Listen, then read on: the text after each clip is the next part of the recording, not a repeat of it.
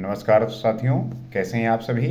उम्मीद करता हूं कि आप स्वस्थ होंगे, सुखी होंगे और प्रसन्न होंगे। श्रीमद् भागवत गीता में आपका स्वागत है। हम यहाँ पे श्रीमद् भागवत गीता के माध्यम से जीवन के विभिन्न पहलुओं को, उस स्थिति को कैसे मैनेज करते हैं, कैसे टैकल करते हैं। क्योंकि कोई भी स्थिति उत्पन्न होती है तो वो किसी न किसी सोर्स से, किसी न किसी कारण से, किसी न किसी वजह से होती है। और अगर चुनौती है आपके सामने, कोई स्थिति उत्पन्न हुई है, तो आप उसको कैसे संभालेंगे। क्योंकि सबसे ज़्यादा ज़रूरी ये होता है कि उस स्थिति में आप अपने आप को कैसे रिएक्ट करते हैं।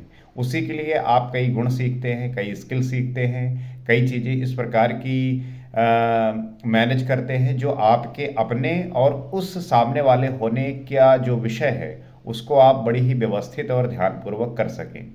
अब इसके लिए आवश्यक है कि आप जो है निरंतर चीज़ों को सीखें, जानें, और जब ये चीज़ आप अपने व्यवहार में उस कार्य के प्रति लेके आते हैं तो वही जो आपकी स्वभाव होता है, जो आपका बिहेवियर होता है, वही आपके गुणों से आप लोगों को प्रदर्शित करते हैं कि आप एक्चुअली में है क्या। क्योंकि व्यक्ति अगर किसी दूसरे व्यक्ति के अंदर क्या चल रहा है और बाहर क्या वो रिएक्ट कर रहा है, अगर इसमें डिफ्रेंशिएट कर पाए तो वो व्यक्ति तो भगवान हो जाएगा, ये सर्वज्ञ हो जाएगा, जो उसकी मन में चलने वाली बातें हैं उसको जान पाए। परंतु ऐसा साधारणतया होता नहीं है। लोग वही महसूस करते हैं जो व्यक्ति सामने वाला प्रकट करता है, जो अपने बातों से, अपने काम से, अपने व्यवहार से वो दिखाता है, तो सामने वाला उसको उसी प्रकार से आइडेंटिफाई करता है, उसी उसी के हिसाब से उसको ट्रीट करता है, उसी व्यवहार से उसको पहचानता है कि ये व्यक्ति इस प्रकार से है, ये व्यक्ति इस प्रकार से है। तो अक्सर होता क्या है कि जो हमारे ये व्यवहार, कार्य सब प्रदर्शित होते हैं, ये हमारे विचारों के प्रभाव से होते हैं। हमारे दिमाग में जो थॉट्स चलते हैं वो वही थॉट्स हमारे कार्य में परिलक्षित होते हैं। तो हम चीज़ों को सीखते रहने और इस प्रक्रिया में कैसे इन चीज़ों को जान पाएंगे, कैसे समझ पाएंगे, ये होने का बोध होता है। तो अक्सर आप देखते होंगे कि ये जो पूरा संसार है कहीं ना कहीं इस नेचर से, प्रकृति से जुड़ा हुआ है। और प्रकृति आपको सदैव जो है एक तरीके का कुछ भी नहीं प्रदान करता। समय के हिसाब से वो जो है बदलती रहती है। तो इसी बदलते हुए चीज़ों में आप अलग अलग चीज़ें अनुभव करते हैं। जैसे ऋतुएं बदलती हैं, कभी गर्मी होती है, कभी वर्षा होती है, कभी ठंड पड़ती है।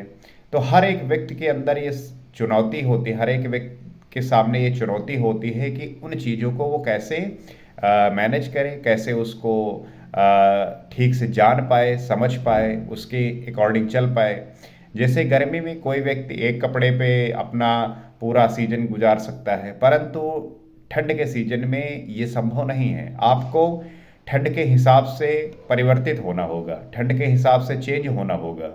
अपने मेंटल स्टेटस को, अपने खान पान को, पहनावे को, रहन सहन को, सब कुछ जो है अलग अलग तरीके से बदलना होता है। तो इसी सांसारिक जीवन में रहते हुए आप इन चीज़ों का अनुभव करते हैं और इस प्रकृति में रहते हुए इसी में जो है आप चीज़ें करते रहते हैं।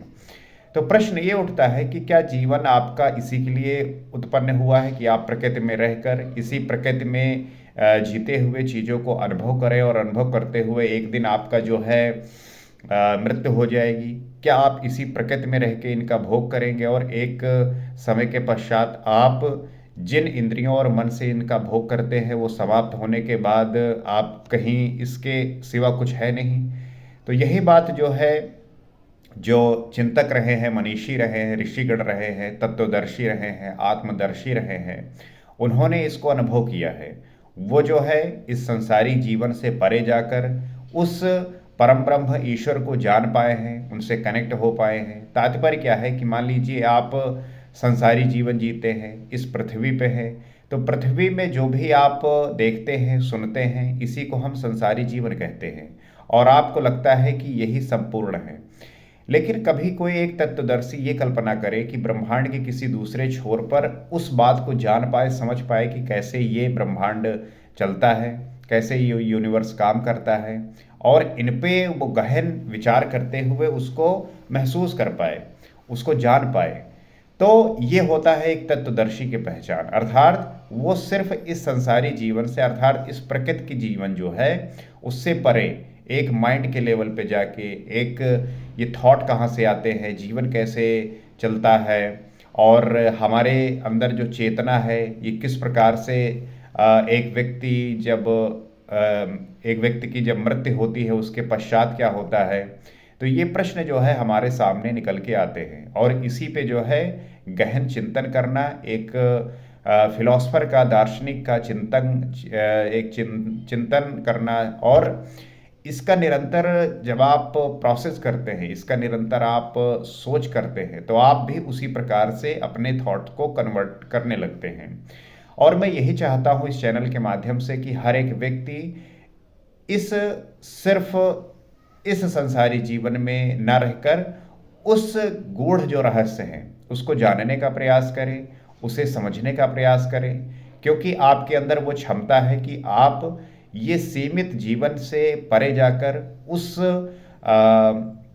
ईश्वर को समझ पाएं, यूनिवर्स को समझ पाएं, साइंस को समझ पाएं, और आप विभिन्न क्षेत्रों से जुड़ते हुए हर एक क्षेत्र को बहुत ही गहराई से समझें, ताकि आप की समझ, आपका विवेक इस प्रकार से बढ़े कि आप जो है बेवजह और बेकार की चीज़ों को लेके अपना जीवन खराब ना करें। जीवन आपका बहुत महत्वपूर्ण है, बहुत इम्पॉर्टेंट है, इसे जो है उसी प्रकार से ट्रीट करिए, उसी प्रकार से इसको वो दीजिए जो इसको आवश्यकता है। और श्रीमद् भागवत गीता में इसी प्रकार के जो गूढ़ प्रश्न हैं आपके जीवन में जो उत्पन्न होते हैं, उनके उत्तर इसमें उपलब्ध हैं। अगर इसका आप नित्य अध्ययन करते हैं, पढ़ते हैं, तो आपको इसका उत्तर अवश्य मिलेगा। और इसी प्रयास में हम इस चैनल के माध्यम से ये समझने का प्रयास करते हैं और आपको आमंत्रित करता हूँ कि आप जुड़ें और इन बातों को समझते हुए हम इस संसार में वो खुशियां भर सके, वो आनंद भर सके, जिससे हर एक व्यक्ति का जीवन प्रफुल्लित और आनंदित हो। क्योंकि जब तक आप जानेंगे नहीं, चीज़ें समझ नहीं पाएंगे और आप उसी अंधकार में, उसी अज्ञानता में जीते रहेंगे और चीज़ों को आप जान नहीं पाएंगे। क्योंकि ऐसा अक्सर होता है कि आप बहुत कुछ ऐसा नया देखते हैं, उसको जानने के बाद लगता है कि अरे ये अगर मैं नहीं देखा होता तो ज़िंदगी मेरी नष्ट हो जाती, बेकार हो जाती। तो उसी प्रकार बहुत ऐसी चीज़ें हैं जो आपको जानने की आवश्यकता है। ये तभी आप जान पाएंगे जब इसका आप अपने लिमिट को क्रॉस करेंगे, अपने ज्ञान की जो क्षमता है उसको बढ़ाएंगे, तब आप पाएंगे कि आपका जीवन इस सीमित और लिमिटेड चीज़ों के लिए नहीं हुआ है। आप असीम हैं, आप अनंत हैं, आप पूरे ब्रह्मांड को अपने तरीके से अपने को जोड़ सकते हैं, उससे कनेक्ट हो सकते हैं, उसको महसूस कर सकते हैं, उसकी अनुभूति कर सकते हैं। तो आप उसी रास्ते में चलते हुए अपने आप को उसी प्रकार बनाने का प्रयास करिए। तो जैसा कि हमने पिछले एपिसोड में ये समझने का प्रयास किया कि एक शांत जो व्यक्ति है, एक जो शांति प्राप्त व्यक्ति है, उसके लक्षण क्या हैं, और उन लक्षणों को जानते हुए आज हम उसके बारे में आगे समझेंगे। तो श्री कृष्ण कहते हैं, संतुष्टा सततम योगी यतात्मा दृढ़ निश्चया मय्यर्पित मनोरबुद्धिर्यो मद भक्ता सामेह प्रिया। वो कहते हैं जो निरंतर योग की पराकाष्ठा से संयुक्त है। ये हमने कई बार समझने का प्रयास किया, जानने का प्रयास किया कि कोई भी व्यक्ति अगर निरंतर योग करता है, योग क्या है? योग ये है कि आप आत्मिक से, अर्थात इस आत्मा को उस परमात्मा से जो जोड़ है, अर्थात आप अपनी इस चेतना स्वरूप एनर्जी को उस परम ब्रह्म की एनर्जी से कनेक्ट करते हैं, तो उसको योग कहते हैं। आपका योग का तात्पर्य है कि आप जो है उस परे जो चीजें हैं, आप अपने अंतरात्मा के अंदर जाकर जो आपका आत्म स्वरूप है उससे इस शरीर को कनेक्ट करेंगे, तब जो है आपके अंदर वो ऊर्जा का प्रकाश होगा। उस ऊर्जा से जो है आप चीज़ें बहुत ही प्रगाढ़ वे में, बहुत ही विशाल रूप में चीज़ों को जान पाएंगे। कभी कभी आप देखते होंगे कि बहुत ऐसे पुरुष होते हैं जो चमत्कारिक कार्य करते हैं। क्यों कर पाते हैं? क्योंकि उनके अंदर वो ऊर्जा जो है फूट रहा है, वो ऊर्जा जो है उनके अंदर से आ रहा है। एक साधारण व्यक्ति वो काम नहीं कर पाता, लेकिन विलक्षण प्रतिभा के लोग कर पाते हैं। क्यों? क्योंकि उनके अंदर वो जो योग हुआ है, किसका योग? एक उसके होने का, और एक वो जो आप खोज नहीं पाते, आप जान नहीं पाते। हर लगभग ज़्यादातर लोग ये ना जानते हुए उनकी मृत्यु हो जाती है, लेकिन जब आप जान पाते हैं तब वो जो ऊर्जा आपके साथ कनेक्ट होती है, फिर उससे जो है चमत्कारिक कार्य होते हैं। और ये निरंतर अभ्यास का प्रश्न है। ये कोई चमत्कार ऐसा नहीं कि एक दिन में घटित होगा। आप नित्य सालों साल जब इस पे प्रयास करते हैं तब ये घटित होता है। तो वही कहते हैं कि जो शांति युक्त व्यक्ति है उसके लक्षण यही है कि वो निरंतर योग की पराकाष्ठा से संयुक्त होता है, वो निरंतर उसका प्रयास करता है। लाभ तथा हानि में संतुष्ट है, चाहे लाभ हो और चाहे हानि हो उसमें संतुष्ट रहता है। आप देखते होंगे व्यक्ति छोटे छोटे लाभ और हानि में जो है बड़ी बड़ी दुर्घटनाएं कर बैठता है, लोगों की जान ले लेता है, हिंसा करता है, परेशान करता है। अलग अलग तरीके के जो है आप न्यूज़ ही देखते होंगे, आप न्यूज़पेपर खोल के देखिए, उसमें सैकड़ों जो है न्यूज़ ऐसे होते हैं कि आपका देखकर हृदय जो है दुखी हो जाता है कि ऐसी घटनाएं कैसे हो सकती, परंतु ये हो रही हैं और समय के साथ ये और होती जाएगी।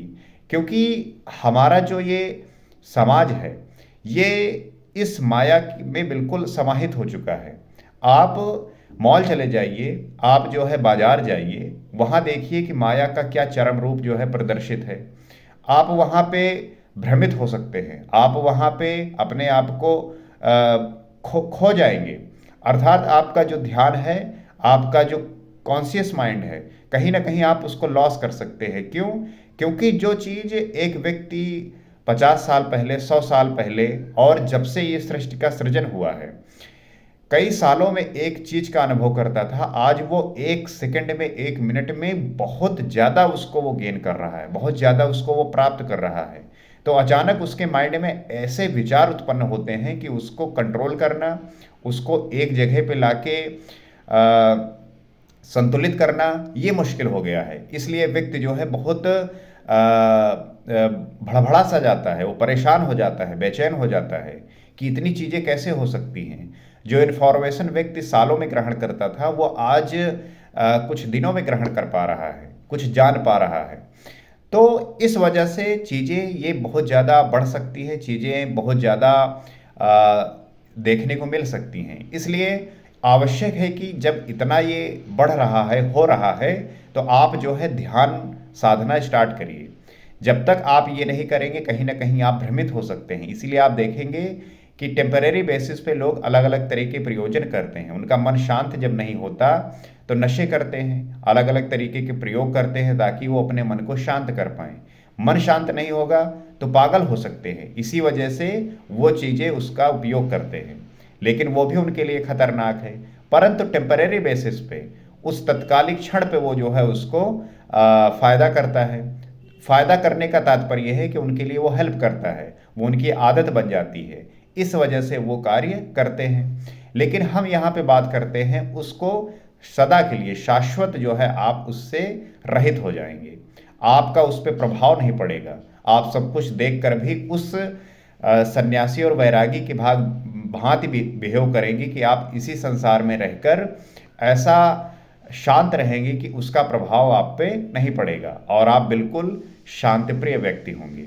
तो वही कह रहे हैं कि अपन जिसने लाभ और हानि में संतुष्ट है, चाहे लाभ हो चाहे हानि हो, उससे जो है उसका जो प्रभाव है वो ना पड़े। मन तथा इंद्रियों सहित शरीर को वश में किए हो। मन और इंद्रियों को वश में करना कितना हार्ड है ये आप समझ ही पा रहे होंगे। आप मजबूर होंगे, आप भी करना चाह रहे होंगे कि आपके जो सेंसेस हैं, जो इंद्रियां हैं, जो मन है, वो आपके नियंत्रण में रहे। आप करना कुछ और चाहते हैं, हो कुछ और जाता है। आप चाहते हैं कि आप काम खूब अच्छे से करें, मेहनती कर बने, पढ़ाई अच्छे से करें, ऐसे काम करें जिससे आपका यश बढ़े, कीर्ति बढ़े, परंतु चाहते हुए भी नहीं कर पाते हैं। क्यों नहीं कर पाते हैं? इस पर विचार करिए। यही तो प्रश्न है कि क्यों नहीं कर पा रहे हैं। ऐसे कौन से विचार है, ऐसी कौन से हैबिट है, कौन से आदत है जो आपको वो नहीं करवा रही हैं। तो यही ध्यान का विषय हो जाता है। जब आप चीज़ों पर डिफ्रेंशिएट करने लगते हैं तब जो है आप पाते हैं कि कहाँ हम गलती कर रहे हैं। तो इस पर जब आप विचार करेंगे तब आपका जीवन परिवर्तित होगा। और दृढ़ निश्चय करने वाला, दृढ़ निश्चय वाला, वो मुझ में अर्पित मन बुद्धि वाला मेरा भक्त मुझे प्रिय है।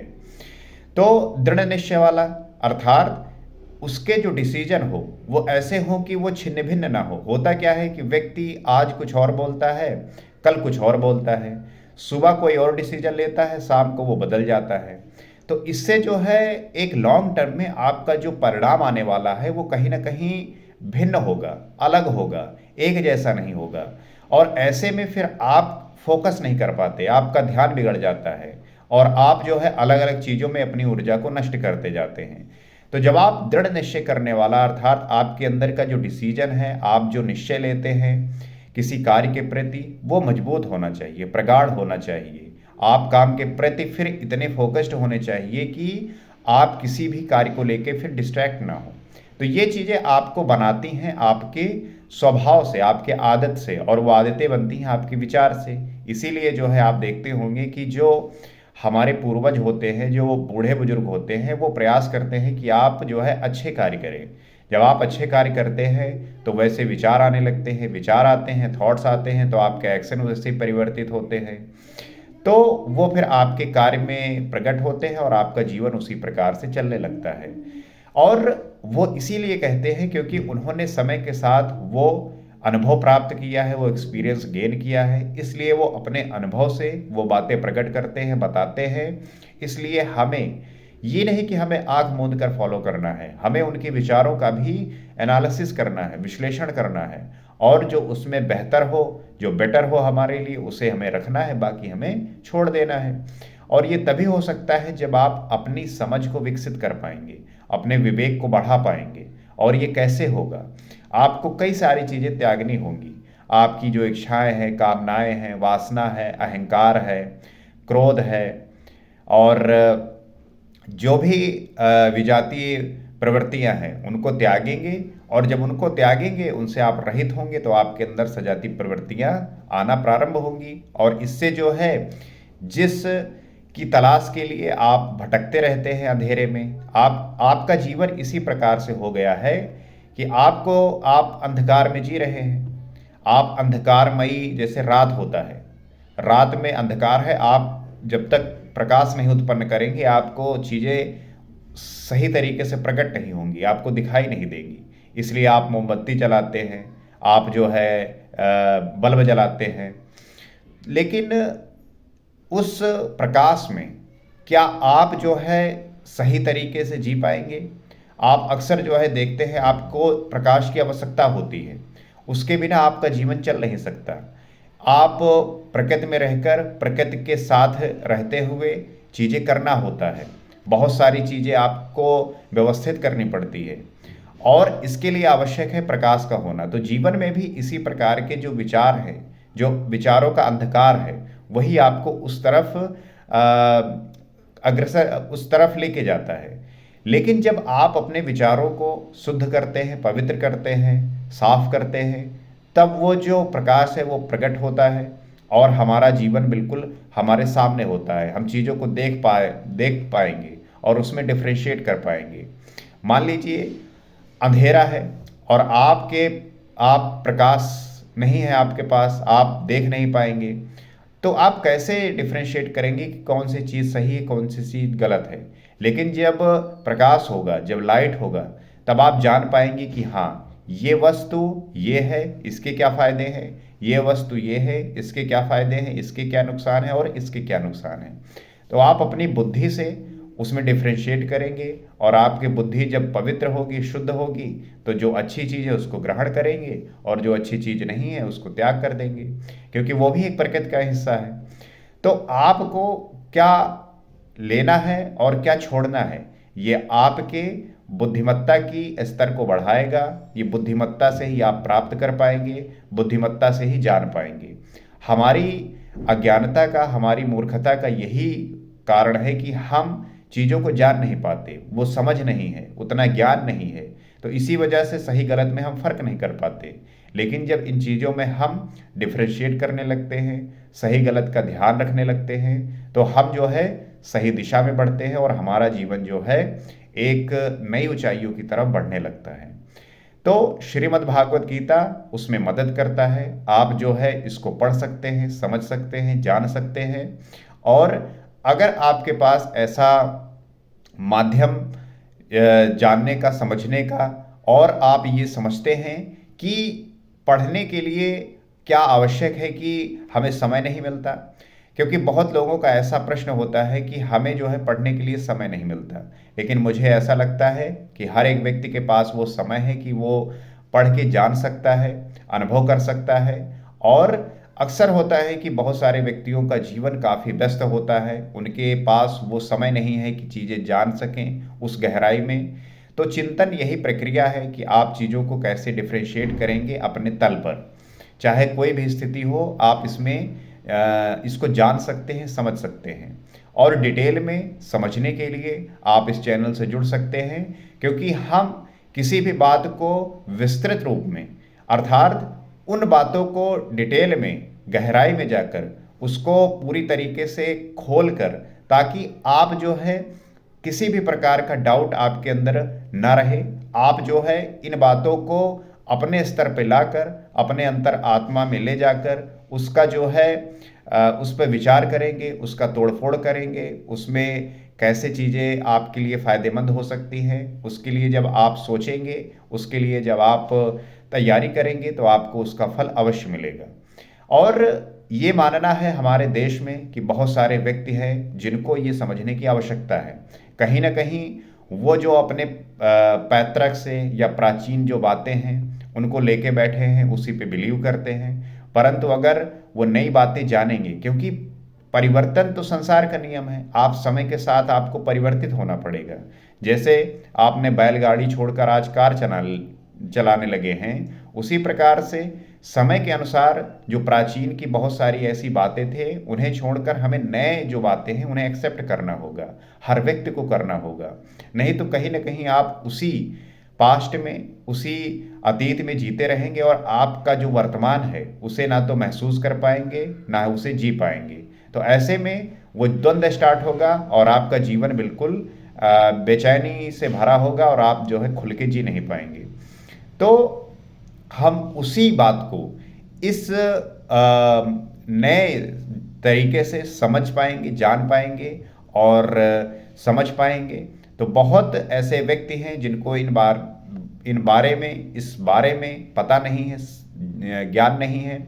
तो उन तक इन बातों को आप ले जा सकते हैं, उनको कनेक्ट कर सकते हैं, ताकि हम साथ में मिलकर इन बातों को समझते हुए इस आज के कैपिटलिज्म के ज़माने में हम कैसे सरवाइव कर सकते हैं, कैसे जी सकते हैं, कैसे फाइनेंशियली फ्रीडम हो सकते हैं, कैसे चीज़ों को जान सकते हैं और जानते हुए अपने जीवन को बेहतर कर सकते हैं।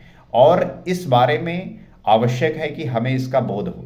तो इस बात का ध्यान रखते हुए आप इस चैनल को सब्सक्राइब कर सकते हैं, फॉलो कर सकते हैं, ताकि हम जब भी इस पे बात करें आप जो है कनेक्टेड रहें। आप जो है इसकी जो बातें हैं इस पे विचार करते हुए, समझते हुए हम आगे बढ़ते रहें और समय के साथ अपने आप को परिवर्तित करते हुए इस जीवन की धारा को आगे बढ़ाते रहें।